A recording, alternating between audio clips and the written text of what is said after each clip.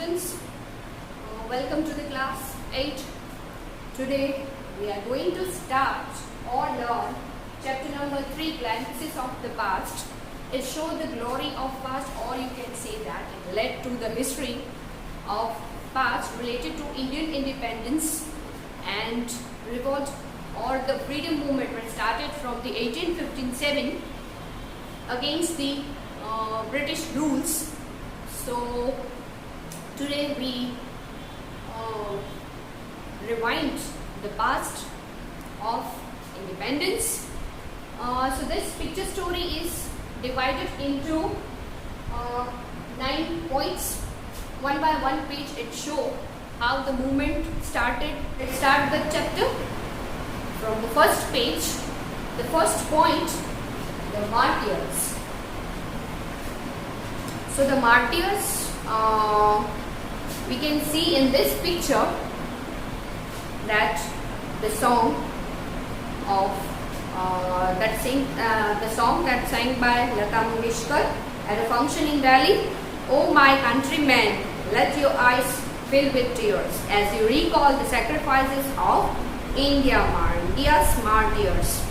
So आपने वो गाना सुना ही होगा, ऐ मेरे वतन के लोगों जरा आंख में भर लो पानी.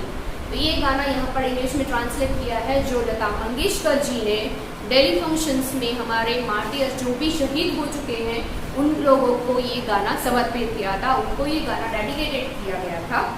Next point, the companies conquest into from 1757 to 1849. Company यानी कि यहाँ पर ब्रिटिश कंपनी की बात की गई है. So, with its superior weapons, the British East India Company was extended its power in 18th century India. In 1765, you can see in the map of India how the English or the British rulers were started their company in India. India princes were short-sighted. The upstart Raja called the English merchants, they will help me to defeat him. The people had no peace due to such constant fights. The rivalries had the East India Company and it could easily subdue Indian princes one by one. A far-seeing ruler like the brave Tipu of Mysore fought the British till he died fighting. Thank God there's peace in the country now. No more wars and no looting by thugs. It is God who sent the British. How did Indians react to this conquest? Our destiny is linked with them. The white man has killed or dethroned our kings. Some kings were not good, but after all they were of this land. Now we have become slaves of foreigners.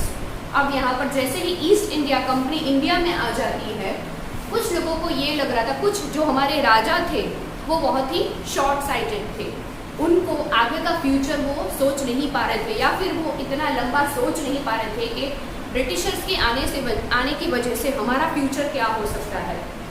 क्या वो हमारी मदद करने के लिए आए हैं या फिर इंडिया को पूरा का पूरा कवर अप करने के लिए या फिर इंडिया पर राज करने के लिए आए हैं. सो ये हमारे जो कुछ राजा ऐसे थे जो ये सारी चीज़ों को समझ नहीं पा रहे थे, और थ्रू दिस इन लोगों की वजह से ही ब्रिटिश जो रूलर्स थे उन लोगों के लिए बहुत ही इजी हो गया था इंडिया में आना और यहाँ पर अपनी कंपनी को एस्टेब्लिश करना. एस्टेब्लिश तो कंपनी हो गई थी. थ्रू दिस कंपनी आगे हमारे फ्यूचर यानी कि हमारे इंडिया का जो फ्यूचर है, यहाँ के बिजनेसमैन है, फार्मर्स है, मर्चेंट्स है, जो भी हमारा मार्केट है, उन सब के ऊपर इसका क्या प्रभाव पड़ने वाला था ये हमारे किंग्स जो थे वो देख नहीं पा रहे थे. एंड बिकॉज ऑफ दैट कुछ लोग ऐसे भी, कुछ राजा, कुछ किंग्स ऐसे भी थे जो ये सारी चीज़ों को बहुत ही देख पाते थे. वे फार बहुत ही वो दूर की सोचने वाले थे. तो उन लोगों के दिमाग में ये भी सोच चल रही थी कि क्या ये हमारी हेल्प के लिए आए हैं या फिर हमारे इंडिया पर हावी होने के लिए आए हैं.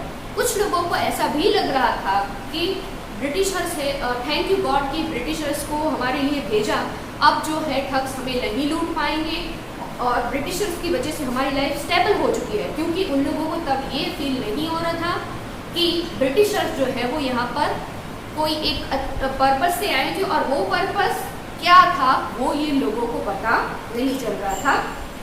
Have a look on the third point, that is British rule from 1756 to 1836 का जो पीरियड है, तब ब्रिटिश ने धीरे धीरे करके ब्रिटिश रूलर्स कैसे हमारे इंडियन राजाओं के पर और उनके राज्य को कैसे वन बाय वन करके वो लोग राजाओं को हराते चले गए और वहाँ पर अपना शासन उन्होंने प्रस्थापित किया कैसे, और कैसे हमारी इंडियन कल्चर को उन्होंने धीरे धीरे खत्म करने की कोशिश की, उसकी शुरुआत यहाँ से होती है। Let's see the point number 3, British rule. Religious leaders preach ideas like untouchability and child marriage. Anyone who crosses the sea loses his religion. All the misses in the world is due to women. The truth was the Indians had lost self-respect. The British scorned them. The natives are unworthy of truth, incapable of honesty. True, Your Honor, but I am honest. Being merchant, the British wanted quick profits, then heavy taxes forced farmers to abandon their fields.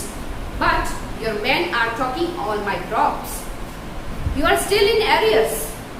If you don't pay next week, I will send you to jail. Still, the British invented other method which gave them more profits. The goods manufactured in England should not have any import duty when brought into India. A good idea. The East India Company's law began to cripple Indian industries. Inevitably, famine followed. Between 1822 and 1836, 15 lakh Indians died of starvation. The British policies ruined the expert artisans and their business. अब जैसे ही एक तो already यहाँ पर India में कुछ जो religions थे उसमें पहले से ही कुछ ना कुछ ऐसे कस्टम्स बनाए गए थे, लाइक चाइल्ड मैरिज या फिर अनटचेबिलिटी। तो ये सारे रिवाजों की वजह से ऑलरेडी जो लोग थे हमारे यहाँ के वो उससे पीड़ित थे या फिर शोषित तो थे ही। अब इन सारी चीज़ों का फ़ायदा ब्रिटिशर्स ने उठाया और उन लोगों ने धीरे धीरे करके इंडियंस को ख़त्म करने की शुरुआत की।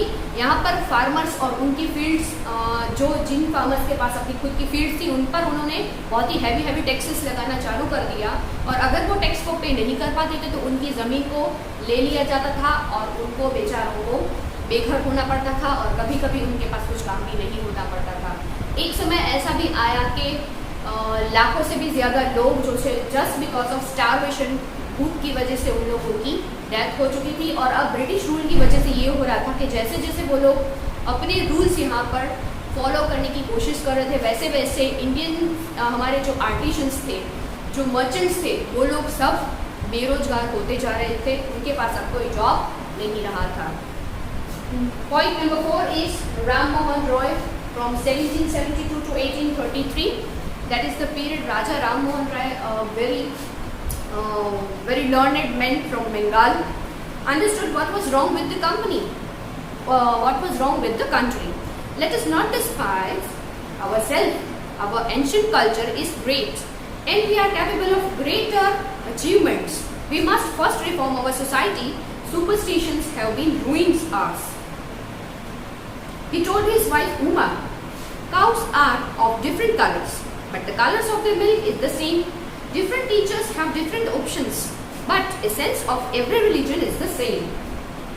He was attracted by science and modern knowledge. Knowledge should be practical and scientific. He started newspapers, but the suspicious British stopped them in 1823. He crossed the sea and went to England to see what made the British powerful. There he told them, we accept you as a rulers, and you must accept us as subjects. But you must remember the responsibility a ruler owes to his subjects. यहाँ पर राजा राम मोहन राय ने देखा, वो बहुत ही पढ़े लिखे थे, उन्होंने अपनी वाइफ को भी ये समझाया कि जो गाय यानी कि काऊ होती है वो उसका कलर अलग अलग, जो काऊ अलग अलग गाय जो होती है उसका कलर भले ही अलग अलग होता है, पर जब वो दूध देती है तो उसका कलर वाइट ही होता है। सेम थिंग ऐसे ही है, हमारे रिलीजन्स भी हमारे ऐसे ही हैं। सभी रिलीजन भले ही अलग अलग हैं, पर सबका जो संदेश है, सबका जो उपदेश है वो एक ही रहा है हमेशा से। सो टीचर्स भले ही डिफरेंट हो, पर उन सबका मैसेज या फिर मोटिव जो होता है वो हमेशा एक ही रहता है। तो उन्होंने भी वो भी साइंस और जो नॉलेज था उनसे वो बहुत ही, वैसे भी मॉडर्न साइंस जो है उनसे मॉडर्न साइंस था, जो नॉलेज था, उन सब के प्रति उनका अट्रैक्शन पहले से ही था। उन्होंने ये सोचा कि हमें सबसे पहले अपनी सोसाइटी के जितने भी सुपरस्टिशंस है उनको दूर करना चाहिए, ताकि हमारी सोसाइटी थोड़ी सी ऊपर आ सके। अपनी लाइफ को ज़्यादा बेटर बनाने के लिए पहले इन हमारे रिलीजन में से ये जो जितने भी सुपरस्टिशन हैं उनको हमें निकालना होगा, to make our religion more better. और एक चीज़ ये भी उन्होंने अंग्रेज़ों के तरफ वो गए, अंग्रेज़ों के पास उन्होंने देखा कि वो इतने पावरफुल क्यों हैं, उसका रीज़न क्या है, और उन्होंने अंग्रेज़ों के सामने ये एक्सेप्ट भी किया कि हमें आपके रूल्स एक्सेप्ट है, पर आपको एज अ सब्जेक्ट हमें भी आप लोगों को एक्सेप्ट करना पड़ेगा।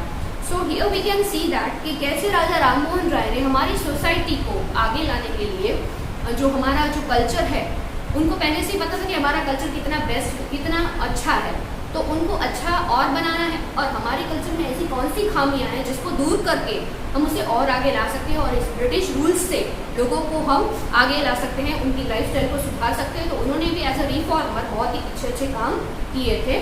Point number 5, operations in 1765 to 1835, but the British continued to oppress Indian. In 1818, they had passed Regulation 3.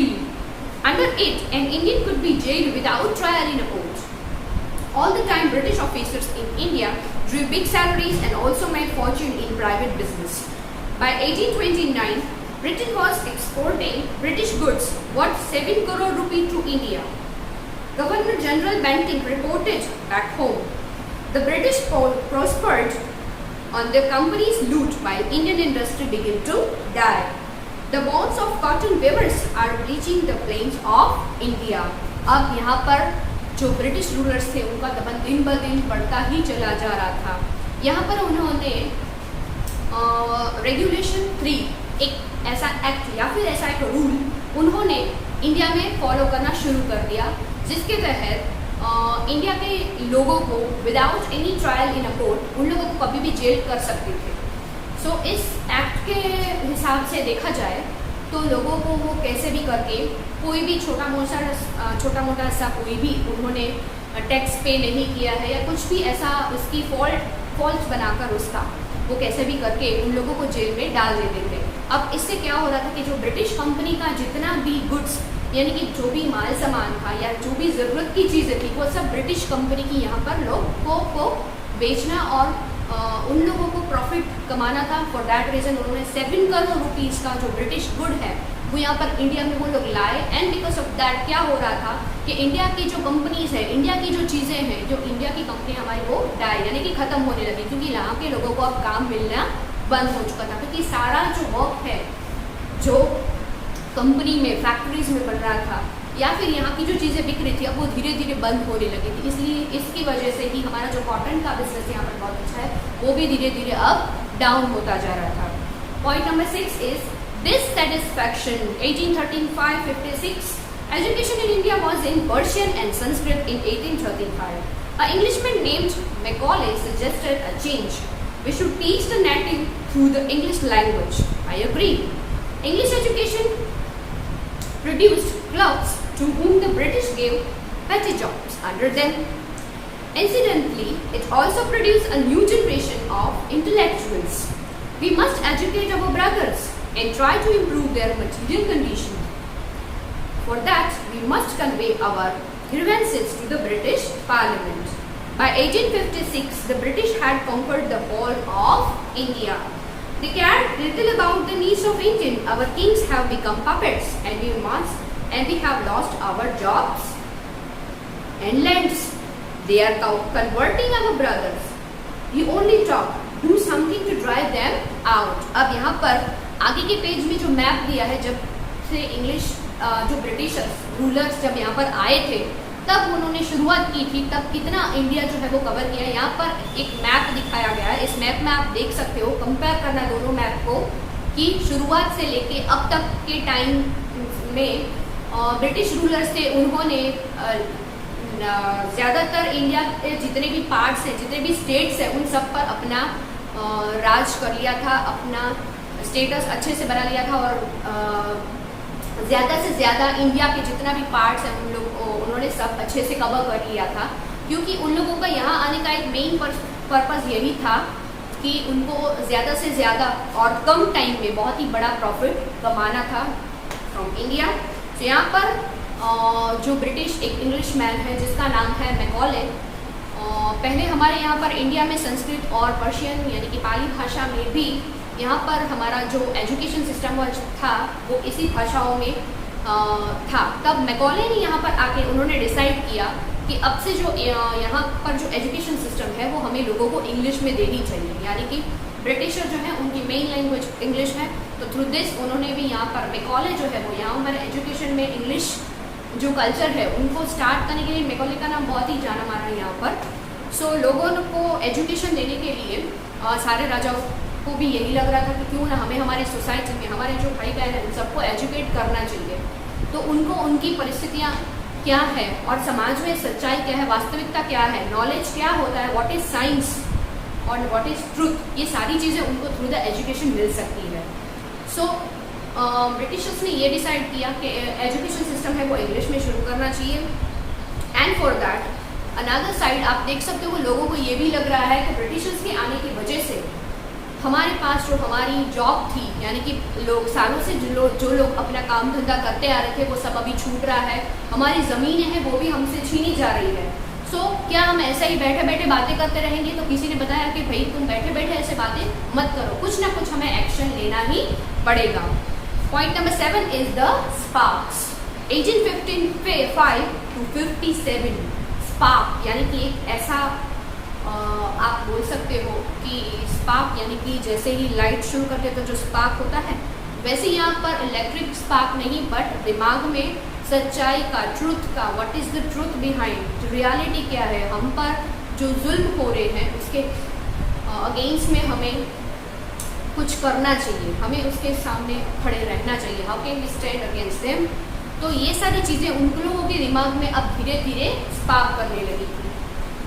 Taxes continued to ruin the peasants in Bengal. The Santhals who had lost their lands under new land rules became desperate. In 1855, there rose in rebellion and massacred Europeans and their supporters alike.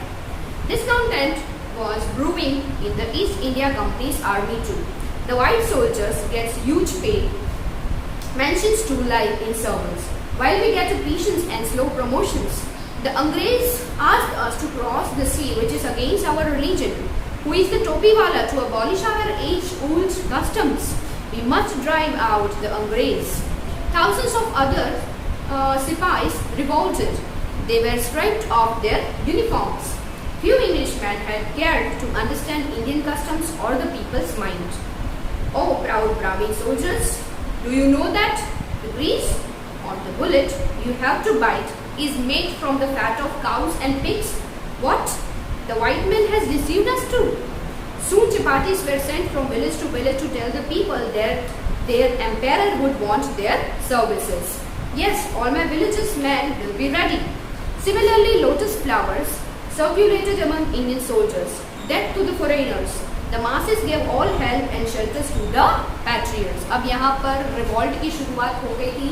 एक spark है जो लोगों के दिमाग में लोगों को लड़ाई के लिए तैयार कर रहा था, रिवॉल्ट के लिए तैयार कर रहा था। और ये जो हमारी फ्रीडम फाइटर्स की जो मूवमेंट है, फ्रीडम मूवमेंट है, वो यहाँ से शुरुआत होती है, जिसकी लोगों को अब ये लग रहा था कि ब्रिटिशर्स के सामने अगर हम नहीं बोलेंगे तो ऐसे ही हम लोग धीरे धीरे मरते जाएंगे।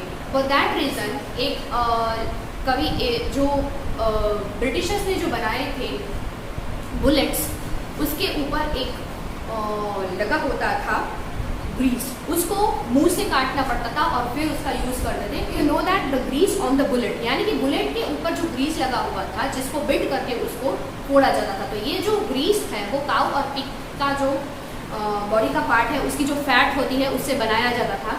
और ये दोनों चीज़ें हमारे लिए बहुत ही हमारे रिलीजन के अगेंस्ट थी। सो इन चीज़ों से बाहर निकलने के लिए जैसे ही ये चीज़ सबको पता चलती है तो यहाँ से भी एक रिवॉल्ट शुरू होता है। और एक चीज़ के लोग अब एक स्टेट से दूसरे स्टेट के लोग भी सब एक दूसरे अपनी पूरी आर्मी तैयार कर रहे थे अगेंस्ट दी इंग्लिशमैन या फिर अंग्रेज। Point number 8 is the revolt 1857। यहाँ पर अंग्रेज़ों के खिलाफ जो हमारी एक्चुअल जो लड़ाई है, जो फ्रीडम फाइटर्स की, वो 1857 से शुरू होती है. Then there was a violent outbreak of Meerut. The Sepoys marched to Delhi. Long live our emperor Bahadur Shah. The rebellion spread wider. Many landlords had lost their lands because of the British policies and they were sore. The white man's rule must end. Yes, we will help you. अब सारे राजा यहाँ पर समझ चुके थे कि English man का actually यहाँ पर इंडिया में आने का पर्पस क्या था और सब एक होकर यहाँ पर जो हमारी फ्रीडम की जो मूवमेंट है वो एक्चुअली 1857 से शुरू हो चुकी थी. Point number 9, the fight for freedom from 1857. Many former rulers like Begum Hazrat Mahal of Lucknow were bitter. The white man has taken away my kingdom. Popular leaders like Maulvi Ahmadullah of Faizabad told the people, rise brother, rise. The Angrez is ruining our land. Azimullah Khan told Tatya Tope, we should have Peshwa Nana Sahib as our leaders in this war of independence. The patriots pounced upon the British and fought pitched balls all over North India. 18-year-old Kumar Singh of Bihar received a bullet in his wrist. Mother Ganga, this is my last offering to you. ये हमारा last point था. यहाँ पर अलग अलग जितने भी हमारे फ्रीडम फाइटर थे या फिर हमारी सोसाइटी के जो रिफॉर्मर्स थे उन्होंने यहाँ पर शपथ ले ली है कि कैसे भी करके हम इंग्लिश रूल को ख़त्म करके ही रहेंगे. जिन्होंने हमारी ज़मीन को, हमारी मातृभूमि को हमसे छीना है उनके सामने हम खड़े रहेंगे, एकजुट होकर लड़ेंगे और कैसे भी करके हम हमारी ज़मीन, हमारी मातृभूमि को वापस लेकर ही रहेंगे. तो ये this is a very beautiful picture story glimpses of the past जो एस.वी. सावंत की जो बुक है from freedom our freedom movement जिसमें से लिया गया है, which leads to our history. और हमारी हिस्ट्री, हमारा जो पास्ट है उसे थोड़ा सा याद करवा देता है. I hope you understand the chapter very well.